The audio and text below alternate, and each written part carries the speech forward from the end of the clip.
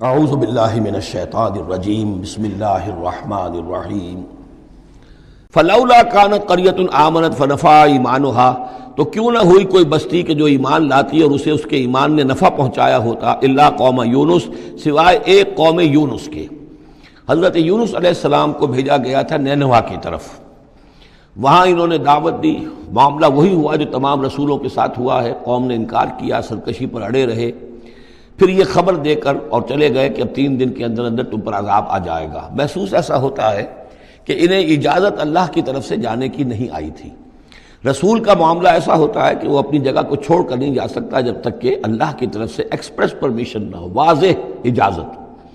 جیسے ہمارے executive officers ہوتے ہیں، ڈی سی ہے تو ضلع کو چھوڑ کے نہیں جا سکتا وہ بغیر اجازت کے، اس لیے کہ ظاہر بات ہے وہاں کے امن و امان کا سارے ذمہ داری اس کی ہے۔ تو نبی کا معاملہ مختلف ہے، رسول کا مختلف ہے۔ رسول کو جب کسی جگہ پر، کسی قوم کی طرف، کسی علاقے کی طرف بھیج دیا گیا، اب چاہے کچھ بھی ہو، جب تک کہ وہاں پر سے اجازت نہ آئے کہ اس قوم کو چھوڑ کر تم جا سکتے ہو، رسول نہیں جا سکتا۔ چنانچہ آپ کو معلوم ہوتا ہے کہ جب سیرت میں آپ پڑھتے ہیں ہجرت کے واقعات،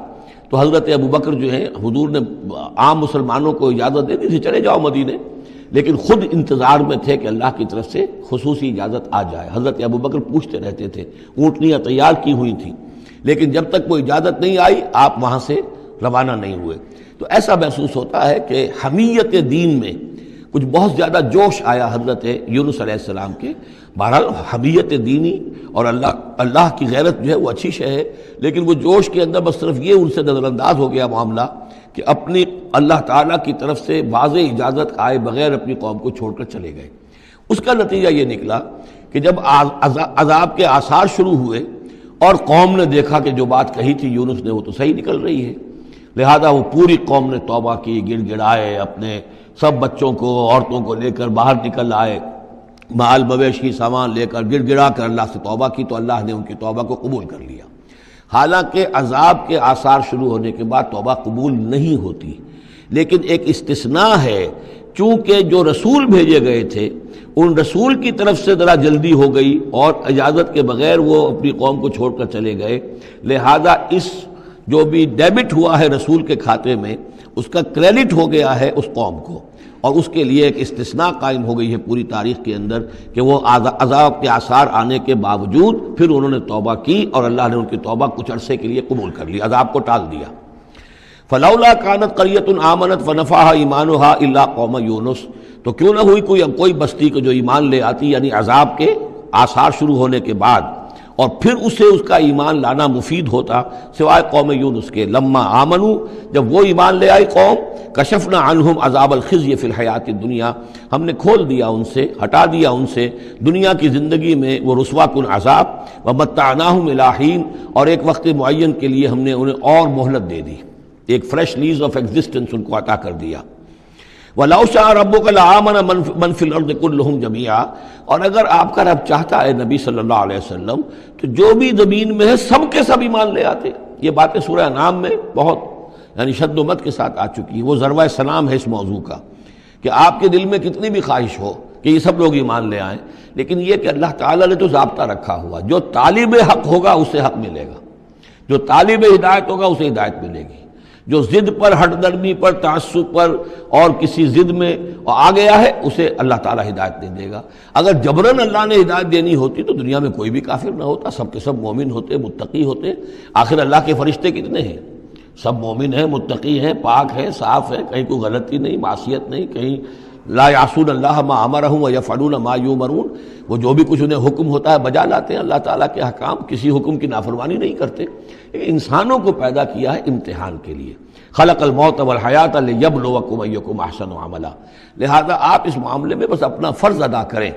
باقی کون ایمان لا رہا کون نہیں لا رہا وہ معاملہ ہم سے متعلق ہے۔ وَلَوْ شَاءَ رَبُّكَ لَآمَنَ مَنْ فِي الْأَرْضِ كُلُّهُمْ جَمِيعًا، اگر اللہ چاہتا، آپ کا رب چاہتا تو یقیناً زمین میں جو ہے سب کے سب ایمان لے آتے۔ أَفَأَنْتَ تُكْرِهُ النَّاسَ حَتَّى يَكُونُوا مُؤْمِنِينَ، تو کیا آپ لوگوں کو مجبور کر دیں گے کہ وہ ضرور ایمان لے آئیں؟ یعنی آپ اپنے آپ کو بھی ہلکان کر رہے ہیں، آپ نے دن رات ایک کیا ہوا ہے، آپ ہر وقت اس جد و جہد میں ہیں، پھر آپ کو یہ بھی اندیشہ رہتا ہے کہ کہیں میری طرف سے کوئی کوتاہی تو نہیں ہو رہی ہے، جیسے کہ سورہ اعراف کے اندر فَلَا تَكُنْ فِي صَدْرِكَ حَرَجٌ، آپ کے دل کے اندر یہ تنگی نہیں ہونی چاہیے، آپ اپنا فرض ادا کر کے اپنے آپ کو سبکدوش سمجھیے۔ وما کان النفس ان تؤمن الا باذن اللہ، اور کسی جان کے لیے ممکن ہی نہیں ہے، کسی انسان کے لیے کہ وہ ایمان لائے مگر اللہ کے اذن سے۔ وَيَجْعَلُ الرِّجْسَ عَلَى الَّذِينَ لَا يَعْقِلُونَ، اور جو عقل سے کام نہیں لیتے اللہ تعالیٰ ان کے اوپر تو گندگی مسلط کر دیتا ہے۔ قُلْ انظُرُوا مَاذَا فِي السَّمَاوَاتِ وَالْأَرْضِ، کہیے ان سے کہ دیکھو جو آسمانوں اور زمین میں ہے اللہ تعالیٰ کی آیات ہیں، آسمان میں بھی ہیں زمین میں بھی ہیں۔ وَمَا تُغْنِي الْآيَاتُ وَالنُّذُرُ عَنْ قَوْمٍ لَا يُؤْمِنُونَ، لیکن یہ ساری آیات کام نہیں آتی، اور یہ ساری انذار اور ڈر سنانا اور جو بھی دعوت و تبلیغ ہے وہ ان لوگوں کے لیے جو ایمان نہیں لانا چاہتے مفید نہیں ہے۔ فَهَلْ يَنْتَظِرُونَ إِلَّا مِثْلَ أَيَّامِ الَّذِينَ خَلَوْا مِنْ قَبْلُ، یہ لفظ ایام آگے ایام اللہ، تو کیا یہ منتظر ہیں اسی طرح کے دنوں کے جیسے کہ دن اس سے پہلے آئے ہیں؟ قُلْ فَانْتَظِرُوا، وہ دن جو آیا تھا قوم نوح پر، اور وہ دن جو آیا قوم ہود پر اور قوم صالح پر۔ فَهَلْ يَنْتَظِرُونَ إِلَّا مِثْلَ أَيَّامِ الَّذِينَ خَلَوْا مِنْ قَبْلِهِمْ، تو کیا یہ اسی طرح کے دنوں کا انتظار کر رہے ہیں، اسی طرح کا دن ان پر بھی آ جائے جیسا کہ ان پر آیا تھا جو ان سے پہلے تھے۔ قُلْ فَانْتَظِرُوا إِنِّي مَعَكُم مِّنَ الْمُنتَظِرِينَ، تو کہہ دیجئے کہ اچھا انتظار کرو، میں بھی تمہارے ساتھ انتظار کر رہا ہوں۔ ثُمَّ نُنَجِّي رُسُلَنَا وَالَّذِينَ آمَنُوا، پھر ہم نجات دیتے رہے ہیں اپنے رسولوں کو اور اہل ایمان کو۔ كَذَلِكَ حقاً علینا ننجی المومنین، بالکل اسی طرح ہمارے اوپر حق ہے، واجب ہے کہ ہم اہل ایمان کو نجات دیں۔ حضرت نوح کے ساتھ جو ایمان لائے وہ ان کے ساتھ کشتی میں بچا لیے گئے، حضرت ہود پر جو لوگ ایمان لائے ان کو بچا لیا گیا، حضرت صالح پر جو ایمان لے آئے وہ ان کو بچا لیے گئے، اور عمورہ اور صدوم کی بستیوں میں سے کوئی ایک بھی نہیں نکلا ایسا خوشبخت کہ جو وہاں سے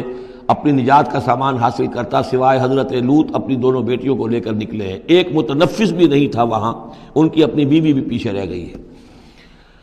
قُلْ يَا أَيُّهَا النَّاسُ إِن كُنتُمْ فِي شَكٍّ مِّن دِينِي، اب یہ بڑا ایک فیصلہ کن سا انداز خطاب ہے یہاں، کہہ دیجئے اے نبی، اے لوگو، إِن كُنتُمْ فِي شَكٍّ مِّن دِينِي، اگر تمہیں میرے دین کے بارے میں کوئی شک ہے، یعنی تم مجھ پر دباؤ ڈال رہے ہو کہ میں تمہارے دین کی پیروی کروں، تو تمہیں کچھ شک ہے شاید میرے بارے میں کہ میں اپنے دین پر پوری طرح جازم نہیں ہوں، پوری طرح قائم نہیں ہوں، شاید مجھے اس کے اوپر پورا وثوق حاصل نہیں ہے، یہ جو تم محنت کر رہے ہو، مجھے جو ہے مجھ پر دباؤ پریشرائز کر رہے ہو مجھے۔ قُلْ يَا أَيُّهَا النَّاسُ إِن كُنتُمْ فِي شَكٍّ مِّن دِينِي فَلَا أَعْبُدُ الَّذِينَ تَعْبُدُونَ مِن دُونِ اللَّهِ، تو میں ہرگز نہیں پوجنے والا ان کو جن کو تم پوجتے ہو اللہ کے سوا۔ وَلَٰكِنْ أَعْبُدُ اللَّهَ الَّذِي يَتَوَفَّاكُمْ، بلکہ میں تو پوجوں گا اور پرستش کروں گا اسی اللہ کی جو تمہیں قبض کرے گا۔ وَأُمِرْتُ أَنْ أَكُونَ مِنَ الْمُؤْمِنِينَ، اور مجھے حکم ہوا ہے کہ میں ایمان لانے والوں میں سے ہو جاؤں۔ وَأَنْ أَقِمْ وَجْهَكَ لِلدِّينِ حَنِيفًا، اور اے نبی آپ تو اپنے چہرے کو سیدھا رکھیے دین حنیف کی طرف،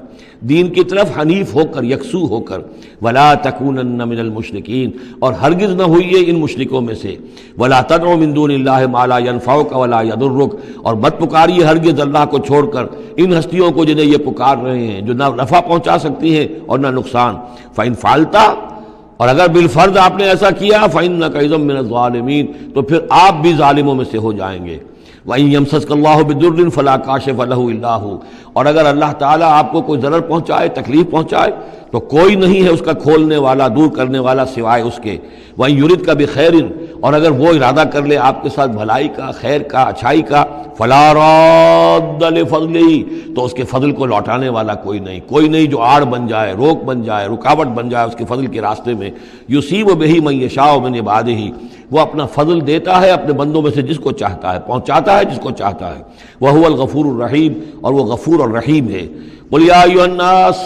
کہہ دیجئے اے لوگو، قَدْ جَاءَكُمُ الْحَقُّ مِنْ رَبِّكُمْ، تمہارے پاس تمہارے رب کی طرف سے حق آ چکا ہے۔ فَمَنِ اهْتَدَىٰ، تو جو کوئی بھی ہدایت پائے، فَإِنَّمَا يَهْتَدِي لِنَفْسِهِ، تو وہ اپنے بھلے کو ہدایت پاتا ہے،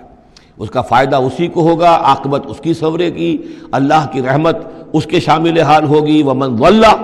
اور جو بھٹک جائے، جو گمراہ ہو جائے، فَإِنَّمَا يَضِلُّ عَلَيْهَا، تو وہ بھی اپنی جان پر وبال لے گا، اس کا سارا وبال اس کی اپنی جان پر آئے گا۔ وَمَا أَنَا عَلَيْكُمْ بِوَكِيلٍ، اور میں کوئی تمہارا ذمہ دار نہیں ہوں، میں تمہارے اوپر کوئی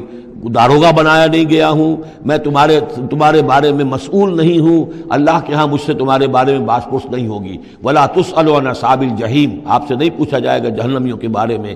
وَاتَّبِعْ مَا يُوحَىٰ إِلَيْكَ، اور اے نبی آپ پیروی کرتے رہیے اس کی کہ جو آپ کی طرف وحی کیا جا رہا ہے۔ وَاصْبِرْ، اور صبر کیجئے، جمے رہیے، ڈٹے رہیے، ان کے دباؤ کو برداشت کیجئے۔ حتیٰ یحکم اللہ، یہاں تک کہ اللہ تعالیٰ فیصلہ سنا دے، وہو خیر الحاکمین، اور یقیناً وہ بہترین فیصلہ کرنے والا ہے۔ صدق اللہ العظیم۔